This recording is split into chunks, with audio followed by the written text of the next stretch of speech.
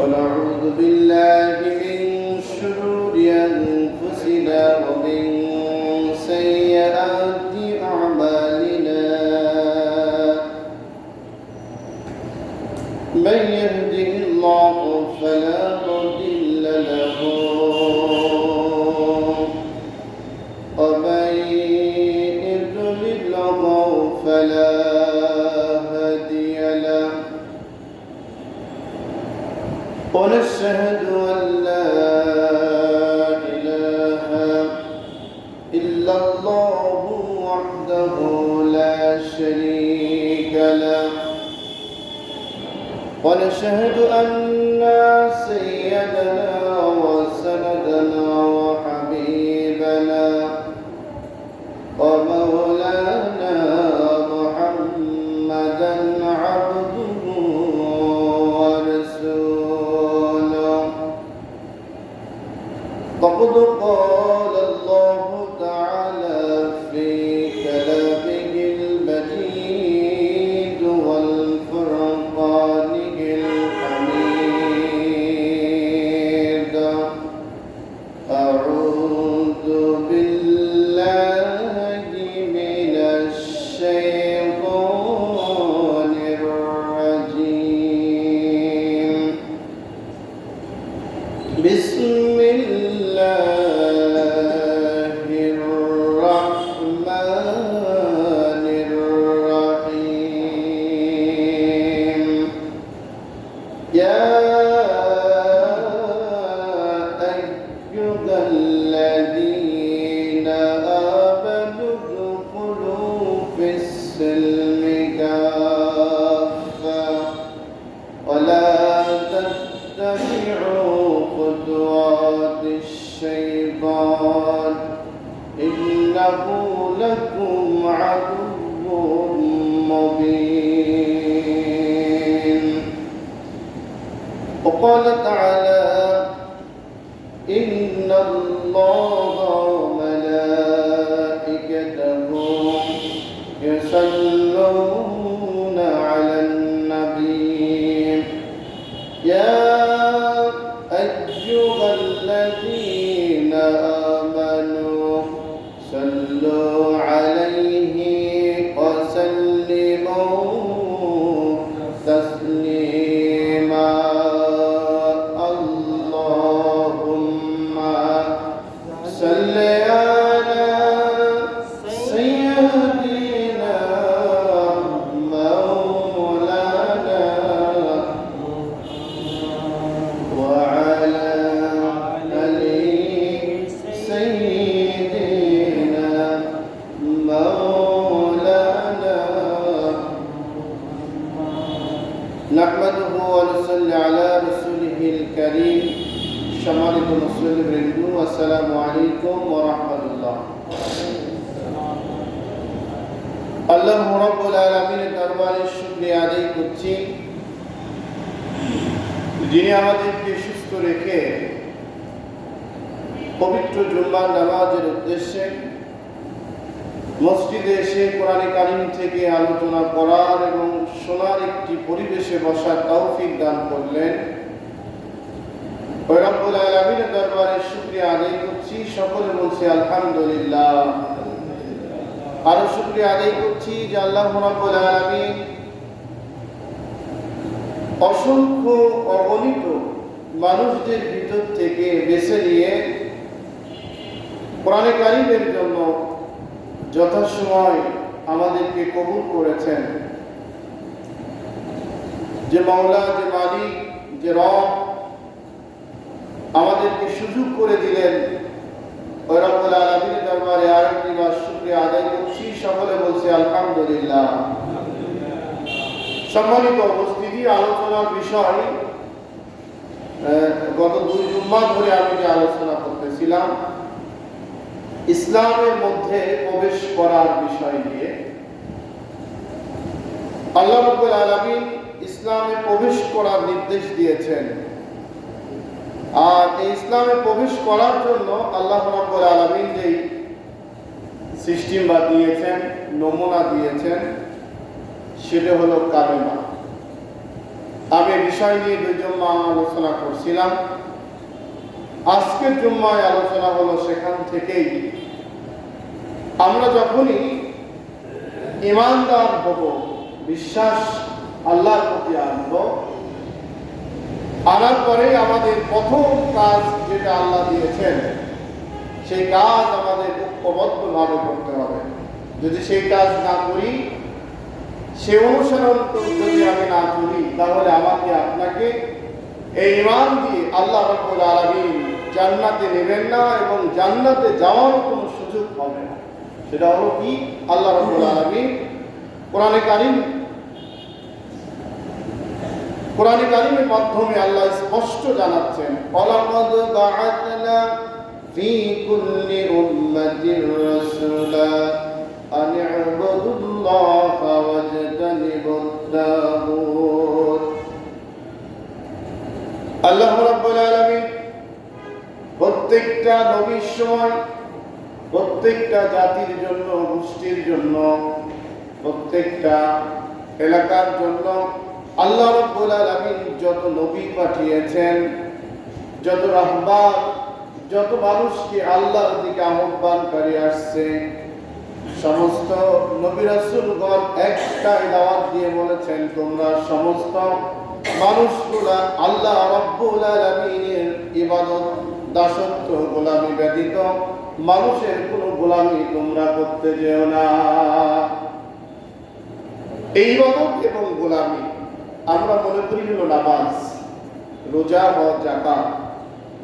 আল্লাহ রাব্বুল আলামিন বলেন, ইয়া আইয়ুহাল্লাযীনা আমানু দুখুলু ফিস-সিলমি কাফা। হে ঈমানদারেরা, ঈমান আনার সাথে সাথে সর্বপ্রথম তোমরা তাগুতকে অস্বীকার করো। তাগুত হলো মানুষ রচিত আইন, মানুষ রচিত জীবন ব্যবস্থা, মানুষ রচিত হুকুম আহকাম যতগুলা সমাজে প্রতিষ্ঠিত হয়ে আছে, সমস্ত কার্যক্রমগুলা বন্ধ করে দিয়ে একমাত্র বিশ্বাস স্থাপন করা আল্লাহ ব্যতীত আর দ্বিতীয় কোনো মালিক আমাদের নাই। এটা হলো বিশ্বাস করা। কিন্তু আমার আপনার মধ্যে হলো মানুষ রচিত যত আইন, মানুষ রচিত যত মতবাদ, মানুষ রচিত যত বিধান আমরা মেনে চলি। নামাজ যে আল্লাহর হুকুম মোতাবেক চলতেছি, পড়তেছি, আদায় করতেছি, কিন্তু বাহ্যিক দৃষ্টিকোণ থেকে আমার আপনার অন্যান্য বিষয় যেগুলা রয়েছে সেগুলা মানতে আমরা 100% প্রস্তুতি এখনো হতে পারি নাই। যেমন দেখুন, এক স্বৈরাচার যখন শিক্ষা দেয়, ওই স্বৈরাচার থেকে পৃথিবীর সমস্ত মানুষের উচিত হলো শিক্ষা গ্রহণ করা। একজন অপরাধীর থেকে উচিত হলো সমস্ত মানুষগুলা ওই অপরাধ থেকে শিক্ষা গ্রহণ করা। একটা জানাজার থেকে ইচ্ছা যখন জানাজা করতে গেলাম, শিক্ষা হলো ওই জানাজার থেকে আমাদের শিক্ষা নেওয়া যে আমরা হলো এমনভাবে মৃত্যুবরণ করব, চলে যাব পৃথিবী থেকে। অতএব এই জাতীয় কার্যক্রম, তাগুতি শক্তি যেগুলো আছে সবগুলাকে পরিহার করে আমরা নিজেরা মৃত্যুর জন্য প্রস্তুতি গ্রহণ করব। কিন্তু আমরা কি করতে পারি বলেন? করি না। আল্লাহ রাব্বুল আলামিন এই বিষয়টি শুধুমাত্র কি আমাকে আপনাকে বললেন? আমাকে আপনাকে বলেন নাই। আল্লাহ রাব্বুল আলামিন কোরআনে কারীমের মধ্যে বলেন, ওয়ালাকাদ আরসালনা নূহান ইলা কওমিহি আন ইন্নানি আনাল্লাহ। আল্লাহ রাব্বুল আলামিন নূহ আলাইহিস সালামকে ওই জাতির মানুষের কাছে পাঠিয়েছিলেন। হ্যাঁ, ওই জাতির মানুষদেরকে বোঝাতে সক্ষম হও, বোঝাও, তারা যেন তাগুতি শক্তি অনুসরণ না করে, অনুকরণ না করে, মানুষ রচিত আইন দিয়ে যেন তাদের জীবন ব্যবস্থা পরিচালনা না করে।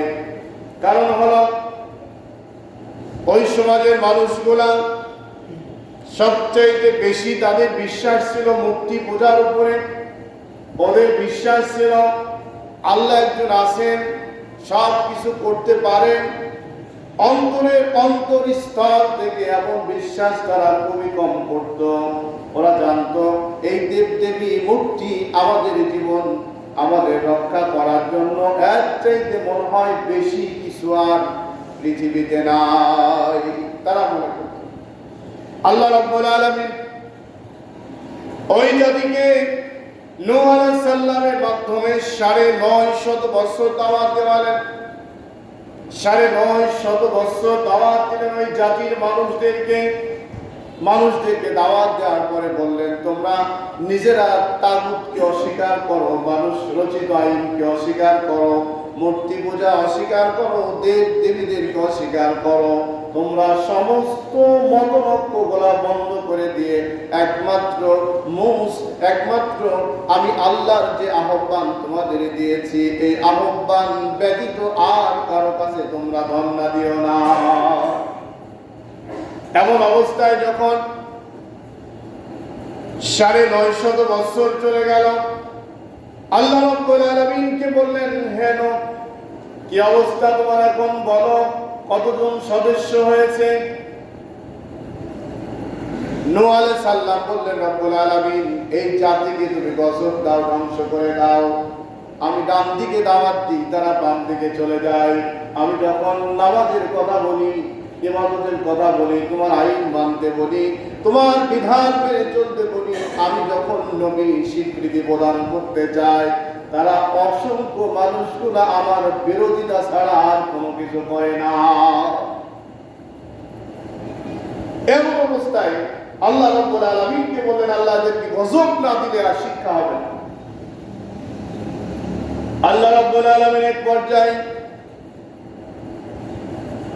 গজবের জন্য রেডি হতে বললেন। আল্লাহ রাব্বুল আলামিন বললেন, হে নূহ, তুমি চিন্তা করো না, থামো দেখি। ওই জাতির মানুষদেরকে শিক্ষা দেওয়ার জন্য সময় দেওয়া হলো। সময় দেওয়ার পরে যখন সময়টা চলে গেল, কেউ যখন এদিকে আহ্বান হলো না, আসলো না, আল্লাহ রাব্বুল আলামিন বললেন, ঠিক আছে, তোমার দলবল, তোমার কওমের লোকদেরকে প্রস্তুত করে নাও। প্রস্তুত করে নিয়ে আমি এমন একটা প্রমাণ দিব, এমন একটা গজব তাদের করে চাপিয়ে দেব, ওই গজব থেকে কোনো ব্যক্তি রেহাই পাবে না। এমন গজব তোমাদের উপর চাপাই দেব, যেমন কি বাংলাদেশের মানুষের উপরেও গজব ছিল একজন, এমন গজব আল্লাহ চাপিয়ে দিয়েছিলেন। আজকে কোরআনের কথা বলতে বাধা, নামাজের কথা বলতে বাধা, এমনকি পর্দা পুশিদা নিয়ে যে সমস্ত মেয়েরা এক জায়গায় ২-৪-১০ জন বসত, তাদেরকে পর্যন্ত গ্রেফতার করে নির্যাতন করে বলতো এরা হলো সন্ত্রাস। ঠিক না বলেন? এই কায়দা হলো এখন নতুন নয়। আল্লাহ রাব্বুল আলামিন বললেন, তোমরা যদি ঈমানদার হয়ে থাকো, ঈমান আনার সাথে সাথে ইসলামের রাস্তায় প্রবেশ করো, ইসলামের মধ্যে দাখিল হও, এই গেট দিয়ে প্রবেশ করো, সকলেই তোমরা এক বাক্যে স্বীকৃতি প্রদান করো, লা ইলাহা ইল্লাল্লাহু মুসা কালিমুল্লাহ। আবার বললেন, নূহ কালিমুল্লাহ। প্রত্যেকটা নবীর সময় এমন ভাবে যখন দাওয়াত দেওয়া শুরু করলো, নূহ আলাইহিস সালামকে অস্বীকার করে নানান নির্যাতন করলো, যখন আল্লাহ রাব্বুল আলামিন প্রলোভন দিল, গজব দিল। গজব দেওয়ার পরে ওই জাতির মানুষগুলা ততক্ষণ পর্যন্ত শিক্ষা নেয় নাই। আমার দেশের অবস্থাও ঠিক তাই। আগের লাউ যেদিকে গিয়েছিল, পরের লাউগুলা ওই দিকেই চলা শুরু করে। এখন পর্যন্ত আমরা তাগুতকে অস্বীকার করতে পারলাম না। এখন পর্যন্ত আমরা যেই সংবিধানের মধ্যে কালেমা লিখিত আছে, লা ইলাহা ইল্লাল্লাহ, ওই সংবিধান গ্রহণ করতে পারলাম না। যেই সংবিধান দিয়ে জাহান্নামের আগুন থেকে মানুষকে বাঁচানো যায়, জাহান্নামের আগুন থেকে মানুষকে মুক্তি দেওয়া যায়, জাহান্নামের আগুন থেকে মানুষকে বিপদ থেকে নাজাতের রাস্তায় আনা যায়, ওই সংবিধান আমরা গ্রহণ করি না। অথচ নিজেদের সুবিধা মোতাবেক যত সংবিধানগুলো রয়েছে সবগুলা দিয়ে আমরা জীবন ফয়সালা করতে চাওয়ার কারণে নূহ আলাইহিস সালামের জাতি যেমন প্রতি মুহূর্তে গজবের মধ্যে আক্রান্ত হতো, আমরাও কিন্তু ঠিক তাই হয়ে যাচ্ছি। ঠিক না বলেন? ঠিক তাই না? দ্বিতীয় পর্যায়ে হলো, শুধু কি নূহ আলাইহিস সালামকে আল্লাহ দিয়েছেন না, আল্লাহ রাব্বুল আলামিন ইব্রাহিম আলাইহিস সালামের জাতিকে এমন করলেন। ইব্রাহিম আলাইহিস সালাম যখন দাওয়াত দেওয়া শুরু করলো, অযকুর ফিল কিতাবি ইব্রাহিম, যিনি কিতাব উপস্থাপনা করলেন। কোরআনে কারীম আমাদের মাঝে আসছে, যেমন প্রত্যেকটা নবীকে আল্লাহ রাব্বুল আলামিন এক একটা কিতাব দিয়েছেন। ওই কিতাব দিয়ে যখন আহ্বান করলেন, ডাকলেন, তখন তারা ইব্রাহিম আলাইহিস সালামকে গোঁড়ান বলতে গিয়ে বললেন, আমাদের বাপদাদার ধর্মে চুনকালি মারার জন্য তুমি এখন আমাদের হয়রানি করতে লাগছো। এতদিন চললাম এইভাবে, এখন আবার নতুন ধর্ম গ্রহণ করে এখন নাকি আবার নতুন কালেমা পড়তে হবে আমাদের। আমরা নামাজ কালাম পড়ি না, না আমরা বুঝি না, মনে হয় না? এমন কিছু লোক এখন আমাদের আছে না, বলেন?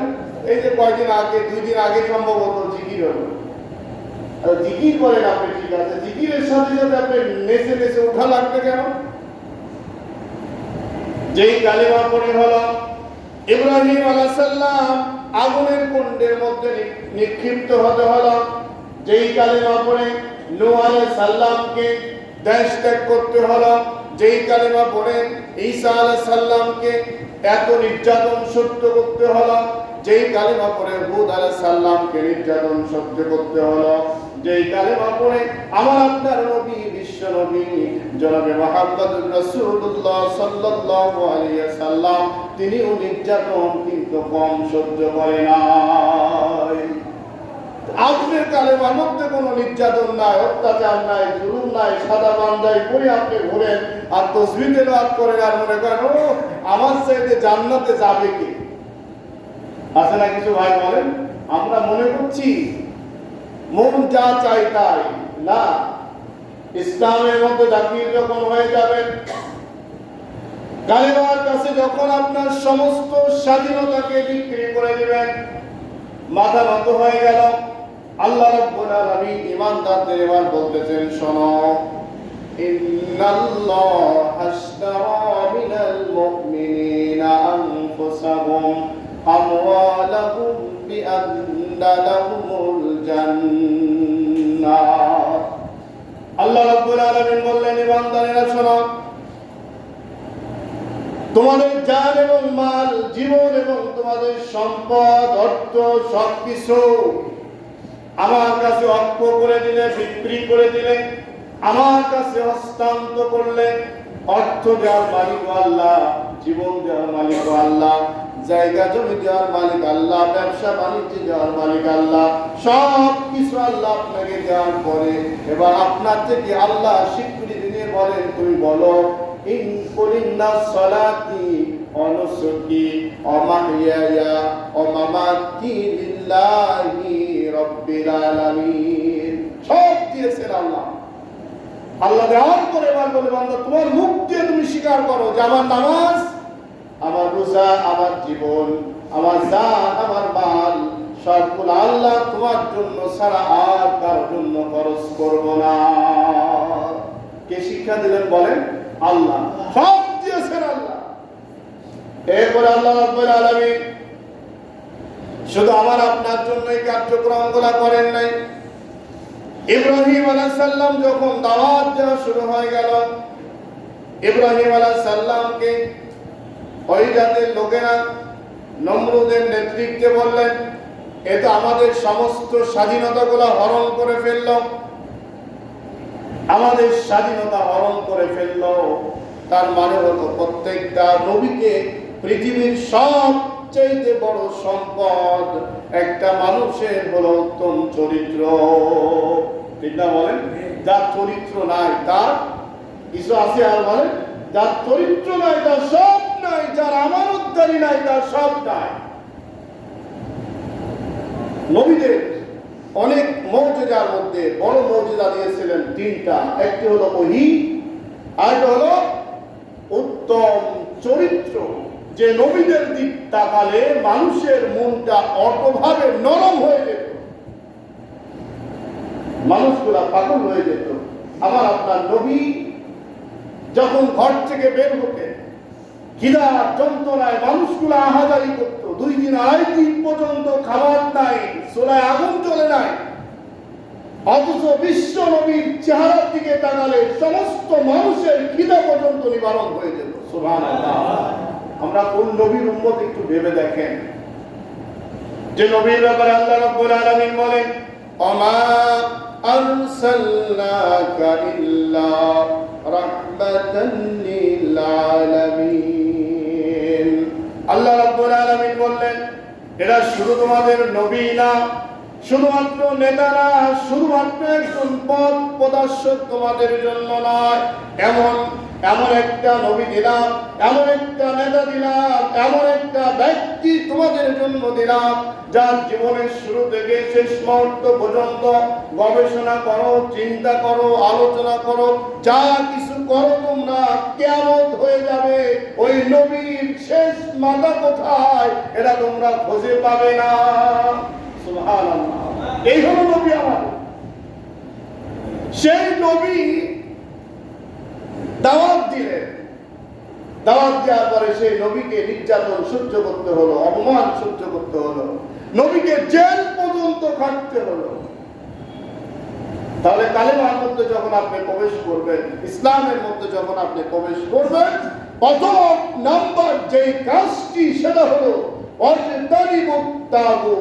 আপনাকে মানুষ রচিত আইনকে, তাগুতি শক্তিকে অস্বীকার করতে হবে। যেমন কি বাংলাদেশের মানুষগুলা যেইভাবে অস্বীকার করার কারণে শাপলা চত্বরে জীবন চলে গেল, 28 অক্টোবরে জীবন চলে গেল, বৈষম্য ছাত্র আন্দোলনের মধ্যে জীবন চলে গেল, এমন ভাবে অসংখ্য জীবনের বিনিময়, রক্তের বিনিময় আল্লাহ রাব্বুল আলামিন পরিবেশকে একটা পরিবর্তন করে দিয়েছেন। নবীদের কেমন ভাবে, সাহাবীদের কেমন ভাবে, প্রত্যেকটা নবীকে আল্লাহ পরীক্ষা দিয়েছেন। ইব্রাহিম আলাইহিস সালামকে আগুনে ফেলে দিলেন, ইতিহাস শুধু আপনারা জানেন, আমরা জানি, কিন্তু বাস্তব জীবনটা আমরা মানার চেষ্টা করি না। দেখুন ইব্রাহিম আলাইহিস সালাম আগুনের মধ্যে যখন তাকে ফেলানো হলো, কেন ফেলালেন? তার সমস্ত কার্যক্রমকে বন্ধ করে দেওয়া হবে। উনি থাকলে আমাদের বড় সমস্যা, কারণ নবীদের আদর্শ দেখে মানুষগুলা তো অটোভাবে ইসলামের দিকে চলে আসে। নবীরা চরিত্রবান, নবীদের চরিত্রের মধ্যে কোনো দাগ পড়ে নাই। এই অবস্থার মধ্যে দিয়ে সমস্ত পৃথিবীর কাফেররা, আজকে আমি আপনি যা ভাবছি, যা মনে করছি, যা চিন্তা করছি তা নয়, কিয়ামত পর্যন্ত যত মানুষ এই পৃথিবীতে আসবে সমস্ত মানুষ হলো রাসূল সাল্লাল্লাহু আলাইহি সাল্লামের আদর্শ, তার চরিত্র, তার আচার আচরণের দিকে মানুষকে নিক্ষু করে মতো অপেক্ষা করতে হবে। কারণ আল্লাহ রাব্বুল আলামিন আরেক জায়গায় বললেন ওয়াইন্নাকা লাআলা খুলুকিন আযীম। আযীম শব্দটি রাসূলের বেলায় ব্যবহার করলেন, যা দিয়েছি আমি এই চরিত্রের মধ্যে আর কিচ্ছু শেষ করতে পারবে না। আমরা কিন্তু সেই নবীর উম্মত, আমরা সেই নবীর আদর্শ উম্মত, কিন্তু আমাদের চরিত্রটা পরিবর্তন হচ্ছে না, আমাদের আচার আচরণ পরিবর্তন হচ্ছে না, আমাদের নীতিগত পেশাগুলো পরিবর্তন হচ্ছে না। আমরা শুধুমাত্র কিন্তু মানুষের ভুলগুলা ধরে বেড়াই, নিজের চিন্তাটা আমি একটিবারের জন্য করি না, যে আসলে যে গুণটা, যে অপরাধটা হবেই বা কিভাবে বলেন। রাসূলের সময় এত মসজিদ ছিল না, নবীর সময় এত ইসলামের ধারক বাহক ছিল না। বিশ্ব নবী সামান্য কয়েকজন সাহাবী নিয়ে কার্যক্রম শুরু করেছিলেন। সর্বশেষ যখন বদরের প্রান্তে লড়াই হবে, আপনারা জানেন ইতিহাস, নবীজি ঘোষণা দেওয়ার জন্য ভয় পাচ্ছে। এই যুদ্ধটা ভয়ঙ্কর একটা যুদ্ধ। বাপের বিরুদ্ধে সন্তানকে অস্ত্র ধরতে হবে, সন্তান বাবার বিরুদ্ধে অস্ত্র ধরতে হবে, বংশের বিরুদ্ধে নিজেকে অস্ত্র হাতে তুলে নিতে হবে। এটা সাধারণ কাজ নয়। দেখুন, এই বদরের প্রান্তে লড়াই হবে। সাহাবীরা রাসূল সাল্লাল্লাহু আলাইহি সাল্লামের অবস্থানটা বুঝে ফেললেন। কিভাবে ঘোষণা দিব, কিভাবে ঘোষণা দেব, তারা কালেমাকে কিভাবে গ্রহণ করছিল, ঈমানটা কিভাবে তারা নিয়ে আসছিল, একটু চিন্তা করুন। সাহাবীরা নবীকে ডেকে বললেন, ইয়া রাসূলুল্লাহ, আপনার কোনো টেনশন নাই, চিন্তা নাই, আপনি শুধুমাত্র আমাদেরকে ঘোষণা দেন। আমরা বনী ইসরাইলের মানুষদের মতো বলবো না, অন্যান্য নবীদের মতো বলবো না, অন্য নবীদের উম্মতদের মতো আমরা এমন কোনো কথা বলবো না। আপনি আমাদের যেদিকে লাগাবেন, যতক্ষণ পর্যন্ত শরীরে রক্ত থাকবে, যতক্ষণ পর্যন্ত চোখের পাপড়ি নড়বে, ততক্ষণ পর্যন্ত বাতিলের বিরুদ্ধে আমরা আপনার সাথে লড়তেই থাকবো। আপনি শুধু অর্ডার দেন। আল্লাহ খুশি হয়ে গেলেন, নবীজিকে অর্ডার দিলেন। বদর যুদ্ধে ইতিহাসটি সবচাইতে বেশি ভাবে পৃথিবীর মানচিত্র আল্লাহ তুলে ধরেছেন। কেন সম্ভব হয়েছিল? সম্ভব হয়েছিল কালেমাকে তারা ভালো করে গ্রহণ করেছিলেন। ভাইয়েরা, আমি গত 2 দিন আগে আশ্চর্য হয়ে গেলাম।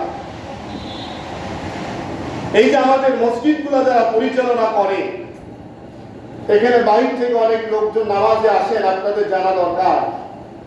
আচ্ছা, মসজিদের ইমাম, খতিব অথবা মসজিদের যিনি আলেম আছেন, মসজিদের যিনি মুয়াজ্জিন আছেন, ওনাকে কি আপনার দোকানের কর্মচারী মনে করেন? আপনি কি মনে করেন আপনার ফ্যাক্টরির কর্মচারী? আপনি কি মনে করেন আপনার চাকর রাখাল? এই চিন্তা চেতনা মাথার মধ্যে নিয়ে যদি কোনো একজন বেকুব ওই মসজিদের দায়িত্ব পালন করতে যায়, যতদিন পর্যন্ত ওই মসজিদে থাকবে ততদিন পর্যন্ত ওই মসজিদ আল্লাহ গজব ব্যতীত রহমত আসতে পারে না। উনি মনে করে যে আমার কর্মচারী। কেন? আপনি কি মুমিন? পৃথিবীর মধ্যে সমস্ত মানুষের একমাত্র মনিব হলো স্বয়ং রব্বুল আলামিন। ঠিক না বলেন? আপনি মনিব কিসের মনিব? আপনি কর্মচারী মনে করেন কিভাবে আপনি? আর এই মসজিদগুলা পরিচালনার দায়িত্বে যারা থাকে, ওনাদের সামান্য পরিমাণ ইসলামের জ্ঞান না থাকার কারণে আমরা নামাজ পড়ছি যে জায়গায়, সেজদা করছি যে জায়গায়, সেখান থেকে আল্লাহর রহমত থেকে আমরা বঞ্চিত হয়ে যাচ্ছি। উনি মনে করে আমি অমুক মসজিদ করে দিয়েছি। কয়েকদিন আগে ভেড়ামারাতে একজন শিল্পী একটা মসজিদ তৈরি করে দিয়েছে। একজন শিল্পী, এই মসজিদ নিয়ে মুসল্লিরা চরম খুশি। জীবনে এরকম মসজিদ কি করতে পারতাম কম, আর কোনোদিন এরকম মসজিদ তৈরি করতে পারতাম না। যে মসজিদ পাইছি গো, মনে হয় যেন জান্নাত। তৈরি করলেন যিনি হারাম টাকা দিয়ে, অবৈধ টাকা দিয়ে, যেই মানুষটি সারাটা জীবন নগ্ন সিনেমা করে ওই অর্থ দিয়ে একক সিদ্ধান্তে তৈরি করলে আপনি গ্রহণ করেন কোন লজ্জায়? আমাদের সমাজ ব্যবস্থা অপরাধ আমরা অঙ্গে মিশে গিয়েছে, ঠিক আছে, কিন্তু একজন অমুসলিম যখন আপনাকে মসজিদের জন্য কোনো গিফট করতে চায়, মসজিদ বানা দিতে চায়, আপনার মসজিদ নিয়ে তারা যদি ব্যবহার করতে চায় সহজভাবে, সরলতা ভাবে, একজন মুসলমান কখনো কি মেনে নেবে বলেন? ভাইরা, আমরা কথা বললে আপনার বিরুদ্ধে হয়ে যায়। যেই বিরুদ্ধে হয়ে যায়, বিরুদ্ধে হওয়ার কাজ আপনি কেন করেন? আশ্চর্য বিষয় যেটা হলো 18টা বছর জ্বালা যন্ত্রণায় আলেম ওলামা রাতের পর রাত, দিনের পর দিন ইসলাম প্রচারের স্বার্থে নির্যাতন সহ্য করেছে। ওই অবস্থা যদি আবারও ফিরে আসে, এই স্বাধীনতার লাভটা কোথায় বলেন? এজন্য সম্মানিত উপস্থিতি, কষ্ট শুধু আপনি করেন নাই, আমি করি নাই। এই কষ্ট আদম আলাইহিস সালাম থেকে শুরু করে আমাদের নবী পর্যন্ত সমস্ত মানুষ ইসলাম প্রতিষ্ঠিত করার জন্য কষ্ট করেছে। যেমন দেখুন, এই যে বিল্ডিং তৈরি করলেন, এই যে ইট তৈরি করেছেন, ইট, এই ইটগুলা যখন আমরা কিনতে যাই, ইট কেনার সময় আমরা যাচাই বাছাই করি কিনা বলেন ভাই? অনেকেই আছে সেই চরকাতরা অথবা সেই চর থেকে ইট নিয়ে আসছেন, বাড়ির আশেপাশে ভাড়ার ইট নেন না। কেন? এখানকার ইটগুলা ভালো না বলে কিনা বলেন অনেকে। কেন নেন না? দাম তো সস্তা, ভাড়া কম, সবকিছু বুঝেন, নেন না কেন? না নেওয়ার কারণ হলো টিকসই হবে কম। এইটার মতো একজন ইমানদারকে ঝাড়া হতে হবে, কয়লা হতে হবে, উঠতে হবে, এরপরে ইমানটা পরীক্ষা দিয়ে আল্লাহর জান্নাতে যাওয়া যাবে। পরীক্ষা নাই, কষ্ট নাই, আপনার কোন রকম কোনো কিছু নাই, আপনি জান্নাতের স্বপ্ন দেখে জুব্বা পরে ঘুরবেন আর মনে করবেন আমার চাইতে কে আছে। এত সহজ কিন্তু ইসলাম নয়। আল্লাহ কোরআনে বলছে, দেখুন, আহাসিবান নাসু আইয়ুতরাকু আইয়াকুলু আমান্না ওয়া হুম লা ইফতারুন। আল্লাহ বলছেন, আমি কি তোমাকে পরীক্ষা করব না? পরীক্ষা না করে তোমাকে জান্নাত দিব, ভাবছো কিভাবে? এজন্য প্রত্যেকটা নবীকে আল্লাহ পরীক্ষা করেছেন। ইব্রাহিম আলাইহিস সালামকে আগুনের কুণ্ডের মধ্যে ফেলে দিলেন। এরপর আল্লাহ রাব্বুল আলামিন হুদ আলাইহিস সালামকে পরীক্ষা নিলেন, দাউদ আলাইহিস সালামকে পরীক্ষা নিলেন, ঈসা আলাইহিস সালামকে পরীক্ষা নিলেন, শুআয়ব আলাইহিস সালামকে পরীক্ষা নিলেন, ইউনূস আলাইহিস সালামকে পরীক্ষা নিলেন। সমস্ত নবীদেরকে আল্লাহ রাব্বুল আলামিন একের পর এক পরীক্ষায় যখন ফেললেন, এই পরীক্ষার মধ্যে আল্লাহ রাব্বুল আলামিন ঈমানটা দেখতে চায়, তাকওয়া দেখতে চায়। তোমাদের তাকওয়া যদি মজবুত হয়, তোমাদের ঈমানটা যদি মজবুত হয়, আমার পরীক্ষায় যদি তোমরা উত্তীর্ণ হও, তাহলে আমি রব্বুল আলামিন তোমাদের মাধ্যমে ওই স্বৈরাচারদের কবর আমি পৃথিবীর মধ্যে দিয়ে দিব। আজকে আমরা বিশেষ করে বাংলার জমিনের মুসলমানদের, আমি সহ, এই মুসলমানদের ঈমানটা মজবুত না হওয়ার কারণে স্বৈরাচাররা আবার মাথা উঁচু করে দাঁড়ানোর সিদ্ধান্ত গ্রহণ করতে পারছে। ঠিক নাকি বলেন? কেন এই সুযোগ আসবে? কেন? তারা ইসলামের শত্রু, যারা দেশের শত্রু, জাতির শত্রু, যারা, তাদের নিয়ে আপনার আলোচনা কিসের? এই জমিন আল্লাহ, পৃথিবী আল্লাহ, আপনাকে সৃষ্টি করেছেন আল্লাহ। সেই আল্লাহকে ভুলে গিয়ে, আল্লাহর প্রশংসা বাদ দিয়ে, আল্লাহ বুড়াঙ্গল দেখিয়ে আপনার অবস্থান ঠিক রাখার জন্য তাদের কথা মুখে কেন বলবেন?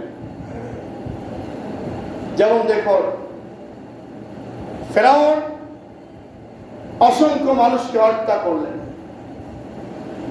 আবু জেহেল হত্যা করলেন, নমরুদ হত্যা করলেন, হুদ আলাইহিস সালামের সময় তারা হত্যা করেছিলেন, প্রত্যেকটা নবীর সময় হত্যা করেছিলেন।